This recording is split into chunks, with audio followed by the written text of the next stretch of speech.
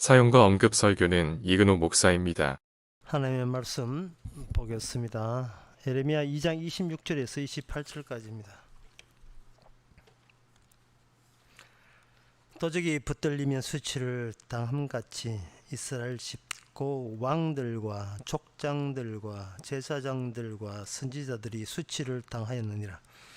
그들이 나무를 향하여 너희는 나의 아비라 하며 돌을 향하여 너는 나를 낳았다 하고 그 등을 내게로 향하고 그 얼굴을 내게로 향치 아니하다가 환난을 당할 때에는 이르기를 일어나 우리를 구원하소서 하리라. 너가 만든 내 신들이 어디 있느냐? 그들이 너의 환난을 당할 때에 구원할 수 있으면 일어날 것이니라. 유다여, 너의 신들이 너의 성읍수와 같도다. 아멘. 너의 신들, 우상의 숫자가 너의 성읍수와 같았고 해서 이거는 이스라엘, 하나님 보시기에 이스라엘 전체가 다 우상 섬기는 그러한 지역으로 그렇게 일괄적으로 선포하고 있습니다. 선지자를 보내서 하나님의 자신의 뜻을 드러냈습니다. 하나님 보시기에 원하는 섬김의 그 기준에 그들이 도달하지 못했기 때문에 하나님이 원하는 그러한 참 뜻에 이르지 못하기 때문에 그들이 어떤 그 여호와를 어떤 식으로 섬긴다 생각해도 그냥 하나님은 그 우상에 해당되는 겁니다. 그러면 이 말씀을 듣고 우리는 하나님을 위해서 열심히 하면 되지 않겠느냐, 그렇게 이야기하는데, 하나님께서 그 우상이라고 단정 짓는 이유가 27절에 보면 나옵니다. 그 방향성을 두고 우상이냐 아니냐를 판단하셨습니다.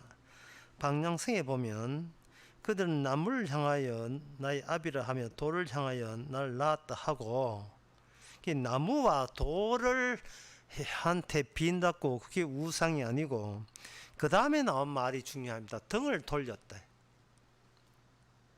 등을 내게 일어서 돌려버렸어요. 하나님 쪽에서 향하지 않고 하나님께서는 등지고 하나님이 계시지 않는 쪽을 향하여 그들이 바라보면서 신을 찾았다는 겁니다. 그러면 인간들이 하나님께 등을 돌리는 그 이유가 있겠지요. 그 이유는 하나님 쪽으로 향하여 빌고 싶어도 영 내키지를 않는 거예요. 그것을 신명기 7장 5절에서 신명기 4장 16절에서는 그들을 뭐라고 하냐 하면 16절에 되어 있어요. 두렵건대 스스로 부패했다고 이야기합니다. 하나님께서 하나님 쪽으로 돌리지 아니하고 반대로 가는 것을 스스로 부패한 마음을 가졌다. 이 마음 자세가 하나님 쪽 향하기를 거부하는 그런 본성 같은 것이 인간 마음속에 자리 잡고 있었던 겁니다. 제가 이렇게 이야기하면 여러분들은 대충 결론이 났을 거예요. 우상을 섬기지 말라라 이 말을 이렇게 이해를 하시면 딱 하나님의 뜻에 부합됩니다. 우리는 우상 외에는 섬길 신이 없다. 왜? 그것은 우리의 본성 자체가 우상성이 지니고 있기 때문에 바로 그겁니다. 하나님 쪽에서 돌려버리면 거기서 뭐가 쏟아지느냐 하면은 하나님께서는 말씀이 쏟아지죠. 근데 하나님의 쪽을 돌리지 않으면 뭐가 쏟아지느냐? 아무런 말씀이 쏟아지지 않고 인간들이 자기가 원하고 좋아하고 선호하고 편리한 거 본인이 선택하고 본인이 고를 수가 있습니다. 어린애도 마찬가지입니다. 자녀를 데리고 어릴 때 백화점에 가는 것에서 물건 구매하는 모습과 어른이 돼서 구매하는 모습이 어떤 차이가 나느냐 하면, 어릴 때는 부모가 이거 해, 저거 입어, 이거 사 해야만 애들은 그냥 부모가 사준다는 그 자체만으로 감사해서 예하면서 고분고분 받아들입니다. 그런데 요새 애들도 뭐 그렇지 않지만 그냥 좀 컸다 싶으면 이거 해, 저거 해 가면, 내가 엄마하고 내 이게 백화점 안 온다고 작심한 이유를 알겠죠. 무조건 엄마가 하는 것은 그 구세대이기 때문에 신세대의 감을 못 잡아요. 그래서 엄마가 제공했다는 단지 그 이유 때문에 무조건 거부 대상입니다. 그 물건은 단호하게 놓으라고 이야기하죠.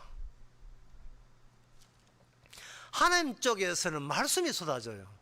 이게 일종의 그 잔소리가 쏟아지는 겁니다.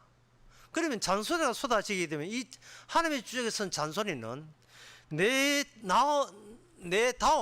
나 다음에 결정권과 그리고 자기 선택권이 완전히 개무시당하는 겁니다. 뭐 이 로봇도 아니고요. 사람이 하는 자기 결정권이 있기만 한데 그것이 하나님의 말씀에 의해서 자꾸 불꽃을 튀면서 차이가 나니까, 하나님의 말씀에 하나님의 언제까지 질질 끌려갈 필요가 없고 이유가 없다는 거예요. 그러한 마음가짐은 바로 창세기의 3장에서 악마가 인간을 회유할 때, 접근할 때 썼던 방법입니다. 쉽게 말해서 네 언제까지 하나님의 지시에 끌려 다닐 피조물 되겠느냐. 차라리 이참에 독립해버려라. 방법 알려줘. 먹지 말라고 하는 거지. 그 먹지 말라고 하는 그 안에 네가 신이 될 수 있는 지식이 있는데, 그래서 하나님께서 먹지 말라고 하는 거야. 따라서 그 먹지 말라는 것을 도리어 네가 취득해버리면 너는 이제는 하나님의 지시 필요 없이 독자적으로 네가 신이 될 수 있는 거야. 이 기회의 저의 찬스를 절대 놓치면 안 돼. 이게 제가 지금 이야기하는 것이 창세기 3장 이야기에만 국한되는 것처럼 보이죠. 우리의 일상입니다.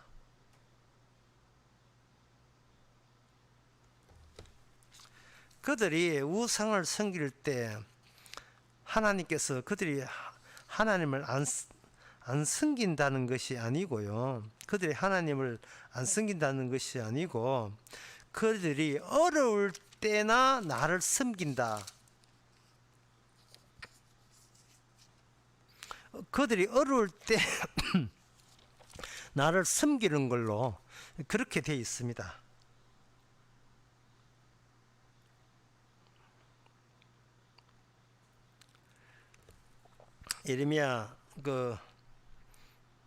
에레미야도 그렇고 그 역대하 33장 6절에서도 6절에서도 그 우상을 섬기는 사례들을 선지자들이 계속해서 언급을 하는 이유가, 그 자기 자신이 하나님의 율법을 들을 마음 자세 자체가 아예 안 돼 있어요. 그 에레미야 32장에 32장 32절에도 33절에도 그런 말씀이 있는데요. 그들이 등을 내게로 향하지 않고 얼굴을 내게로 향치 아니하며 내가 그들에게 가르치도 부지런히 가르치라도 그들은 교훈을 듣지 아니하고 받지도 아니하고, 그렇게 돼 있어요. 그러니까 이게는 우상이라 하는 것을 우상이 좋아서 우상이 아니라 하나님이 싫어서 하나님 쪽으로 등을 돌다 보니까 그들이 선택할 것은 오직 우상밖에 없었던 겁니다. 마음가짐이 하나님의 말씀을 듣기 싫어하는 마음을 가진 이상은 필연적으로 우상 외에는 다른 선택이 없는 겁니다. 그래서 이 우상의 종류가 가지라도 뭐 나무 또는 뭐 돌, 우상의 신도 한두 가지가 아니잖아요. 이렇게 하더라도 그 많은 다수의 우상들이 뭐 특정 우상가 좋아서가 아니라 딱 한 가지, 어쨌든 저쨌든 간에 하나님 쪽은 아니라는, 하나님 쪽 아니다. 그게 나의 이미 선악 체제를 알고 있는 나의 그 취향의 입장에 봐서 하나님 쪽은 만 아니라면 나는 뭐든지 섬길 마음이 돼 있다. 그게 바로 우상 섬기는 이유가입니다. 그런데 우리가 이 성경에서 우상 언급하면서 제일 그 이해가 안 되는 거, 우리가 참 답답해 하는 게 있어요. 왜냐하면 이스라엘 사람들 중에서 어떤 사람은 여호와 믿는 사람도 있을 수 있어요. 그런데 성경 이사야에 보면, 이사야나 뭐 선지자 이렇게 예레미야에 보게 되면 어떻게 단체로 움직이는 걸로 묘사되어 있어요.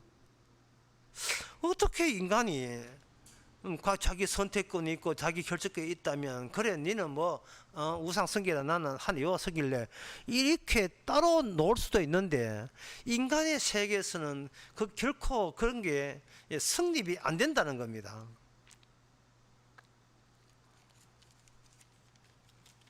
그 왜 인간은 이제 우상 섬기는데 따로 자기가 빠져나와서 나는 우상 안 섬길래가 왜 그게 성립이 안 되느냐 하면은, 이것을 설명하는 방법을 좀, 용어를 좀 어렵게 가져가겠습니다. 이건 뭐 달리 설명한 길이 없어 용어를 어려울 수밖에 없는 게, 그게 뭐냐 하면 소외라는 단어를 제가 사용하겠습니다. 자, 소외라는 단어를 굳이 사용하는 이유는 인간이 어떤 결정을 할 때 눈치를 본다는 거예요. 어디에 눈치를 보느냐? 주변 환경 돌아가는 것을 눈치 보게 돼 있고, 그 환경과 합세하지 못하고 그들이 밀리는 것을 뭐라고 하면 소외라고 합니다.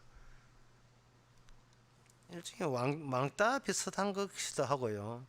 이 소외, 그럼 소외당하고 배척당하면 되지, 뭐 그것도 왜 별로 거기 배척당하면 되지, 그걸 왜 기분 나빠하느냐 라고 이렇게 생각할 수 있는데요, 그거는 인간 자체가, 인간의 마음이 세상이 만들어준 마음이지 자기 마음이 세상을 만드는 게 아니기 때문에 그렇습니다. 그 붕어빵이 만들 때 붕어빵 틀이 있고 그 다음에 붕어빵이 나오게 돼 있어요. 이 붕어빵 틀 속에는 빈 공간이 형성되어 있는데, 그 공간은 장차 붕어빵이 생성될 공간입니다. 이 말은 붕어빵 틀이 있을 때는 붕어빵은 없는 겁니다. 없는데 붕어빵에다가 밀가루 넣고 앙코 넣으면 붕어빵 틀에다가 밀가루 넣고 앙코 넣고 불 떼면 붕어빵이 비로소 나오죠. 인간은 붕어빵이고 환경은 붕어빵 틀입니다. 그래서 인간은 홀로 산다는 것은 인간 자체가 별로 원하지 않아요. 주변에 눈치 보고 타인들의 시선을 늘 의식하면서 살아야 그쪽에서 나를 소외시키지 않아요. 나가 뭐 이런 이야기는 안 한다 이 말이죠.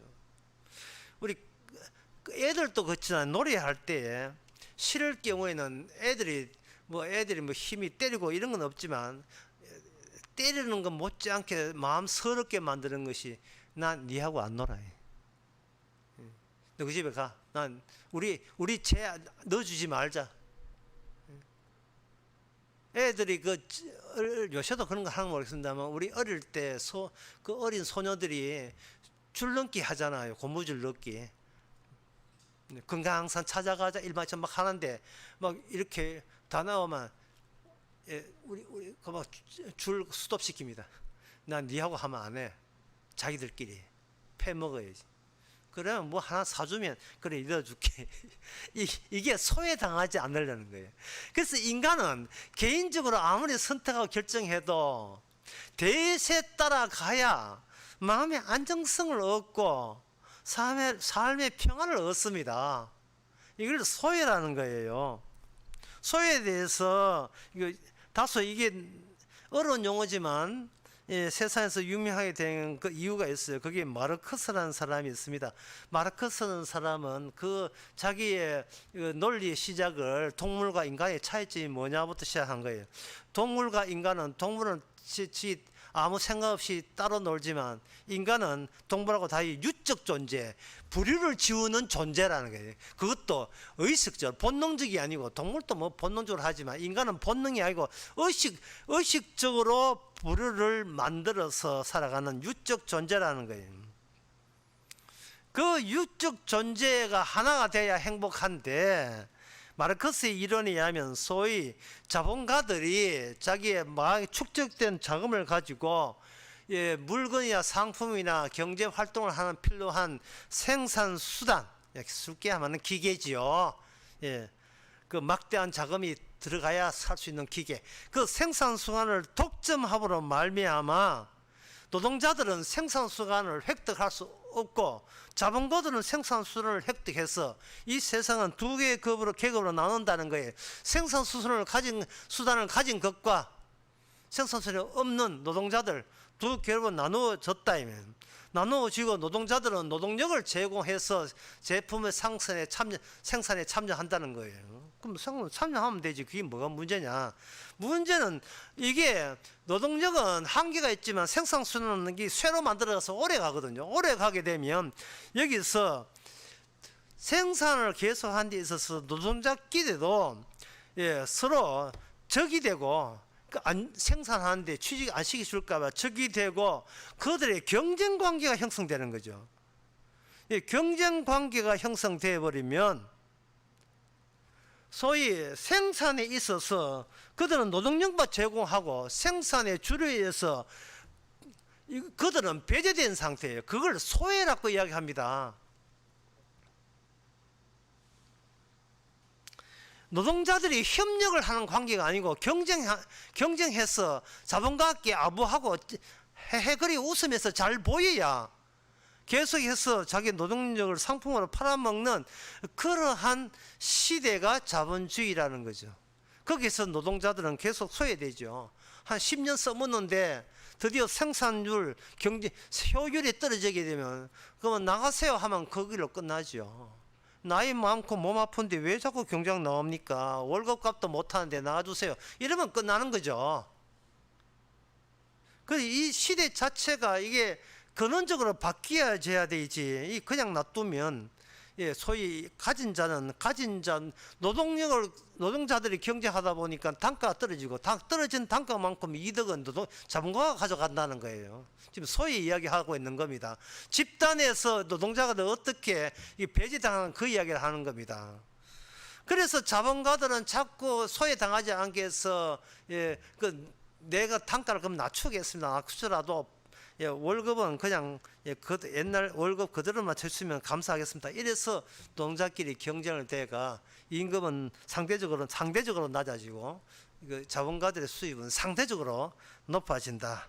그런 그 해결책이 뭐냐? 해결책은 그 생산 수단을 사는 그 돈, 자본, 사유재산을 아예 없애버리는 게 어떠냐? 이게 마르크스의 제안입니다. 못 먹는 감 찔러라 본다고 니도 못 먹고 나도 못 먹고 다 같이 못 먹으면 그만 아니냐.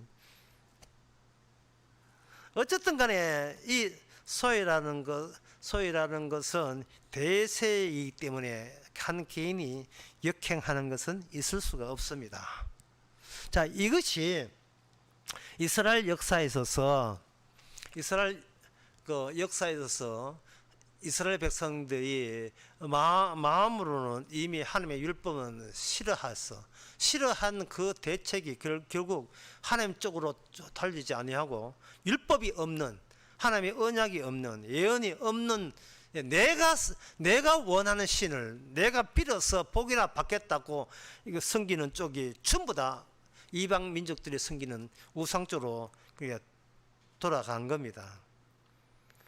그러면 이 인간들이 하나님의 율법에 대해서 그렇게 마음으로 싫어하고 신을, 내가 원하는 신을 이야기할 때에 그들의 그 마음 자세를 어떻게 평가할 수 있는가? 그냥 잘못됐다 하지 말고 그들이 무엇을 구분 못해서 이러한 오를 범하는지를 알아야 되겠죠. 제가 쉬운 예를 들겠습니다. 미닫이라는 말이 있어요. 이 문을 열 때 밀고 닫는, 쭉 옆으로 원쪽으로 밀고 닫는 그 미닫이. 미에다가 다에다가 디귿 이. 미닫이 이래 쓰거든요. 그 미닫이를 소리 난 대로 적으세요. 그러면 미, 다, 지 이렇게 쓰면 소리 난 대로 적어요. 이걸 그리고 사용이라 얘기합니다. 그런데 어떤 학생이 미닫이를 소리 나오는 적었어요. 그게 드르륵 이래 적었어요. 자, 미닫이가 맞나 드르륵이 맞나? 미닫이는 곧이곧대로 사용할 때 그게 미닫이가 되고요. 드르륵은 전체를 다 생각하면서 쓴 거예요. 이걸 언급이라 합니다. 사용과 언급의 차이점이죠. 이걸 신약에 와서 십자가를 한번 생각해 보겠습니다. 십자가를 사용하게 되면 나는 죄인이다. 십자가는 피를 흘렸다. 속죄의 피를 찍어 바르면 나는 죄 없어지고 나는 구원받는다. 요거는 십자가를 그냥 개인 용도로 사용하는 거죠. 근데 십자가에 대해서 언급 전체를 생각하게 되면 그냥 드르륵이죠. 예. 전체적으로 사용하게 되면 뭐냐? 나는 십자가에서 죽었다가 되어버려요. 구원받고자 하는 나는 죽은 자의 전형적인 모습이라는 겁니다. 갈라디아서 2장 20절. 나는 죽었고 내가 그리스도의 십자가 못 박아 죽었고 그 십자가는 십자가 이용해서 구원받겠다는 나를 도리어 죽이는 십자가. 이게 전체예요. 드르륵 하는 주님의 십자가 작용한 소리만 들리는 거죠. 내가 뭘 알아맞추는 게 아니고 알아맞추고자 하는 나를 아예 죽여버리는 십자가. 따라서 이 우상에 대해서 신약은 어떻게 언급이 되느냐 하면 이렇게 정리되면 됩니다. 지금은 구약 이스라엘 백성들이 율법을 잔소리라고 여기고 특히 신뢰하는데 하나님께서 율법을 인간이 사용하는 것이 아니라 주께서 언급하실 때 이렇게 언급하셨어요. 로마서 3장 24절에 3장 23절부터 24절에 모든 사람이 죄를 범했으며 하나님의 영광을 이루지 못했다. 인간은 율법을 사용할 권한도 자격도 없다 이 말입니다. 방문해봐야 이미 인간의 마음 자체가 죄이기 때문에 영광을 이루지 못한다. 24절 그리스도 예수 안에 있는 구속으로 말미암아 하나님의 은혜로 값없이 의롭다 하심을 얻었다. 값없이 얻었다. 의롭다 함을 얻은 자. 그래 구약 사람들은 자기 복 받기 위해서 의로워야 되고 의로우면 율법을 지켜서 의로우면 율법 지킨 의로움 가지고 그것을 내가 원하는 복을 따낼 수 있다는 것은 이거는 사용을 언급하는데 신약에서는 어떻게 보느냐 하면은 성도에게는 그 사람이 어떤 형편에 있든지 예수 그리스도의 대속 화목정을 말미암아 값없이 의롭다 함을 얻게 되어버려요. 의롭다 함을. 이건 무슨 말이냐 하면은요, 개인적인 의의가 아니라 네가 어떤 지경이 있든지 상관없이 적용되는 의의. 네가 무슨 짓을 해도 의의가 된다는 것. 심지어 물리적으로 어떤 벌레나 구덩이가 나의 모든 육체를 파먹고 있더라도 그게 의의가 된다는 것. 그래서 그렇게 되어버리면 사는 것이 불편하기 때문에 나는 하나님 못 믿겠다가 성립이 안 되죠. 사는 것이 불편해서 나는 분노하는 게 마땅합니다는 주장이 성립되지 않아요. 사는 것이 불편하든 있는 옷이 불편하든 몸이 아프든 간에 그게 의가 된다는 것. 그게 언급입니다. 십자가의 언급, 하나님의 준비하신 의가 돼요. 이걸 빛으로 설명하면 이렇습니다. 요한복음 12장 36절에 보게 되면 36절에 보게 되면 너희에게 빛이 있을 동안에 빛을 믿어라. 그러니까 주님께서 이 말씀 하실 때에 네가 행동을 어떻게 하고 하란 말이 아니라 이렇게 보면 돼. 해가 지면 밤이 오지요. 맞지요? 사람들은 해가 지면 밤이 온다는 걸 알아요. 그러나 예수님이 없으면 그게 밤이라는 걸 몰라요. 해 지는 게 밤이 된다는 건 아는데 예수님이 없는 상태 자체가 빛이 없는 밤이라는 사실을 몰라요. 그래서 주님은 주님 자신이 어둠 속에 빛으로 오신 겁니다. 그 사실은 네 환경 자체가 너를 새로운 붕어빵으로 제조하는 일에 지금 벌어지고 있다는 겁니다. 요한복음 12장 46절에 봐도 같은 말씀인데 나는 빛으로 세상에 왔나니 무릇 나를 믿는 자로 어둠에 거하지 않게 하렵니다. 주님께서는 빛과 어둠을 이야기함으로써 마치 인간이 있는데 주께서 너 어떻게 할래가 아니라 태양이 어디 있느냐고 묻는 거와 똑같은 취지입니다.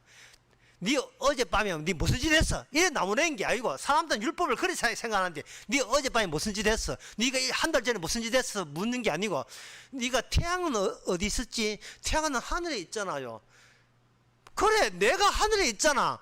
그걸 묻는 그런 식으로 이야기하는 거예요. 우상 섬기지 말라가 아니라 내가 빛이야라고 이야기하고 내가 하나님의 의야라고 이야기하는 겁니다.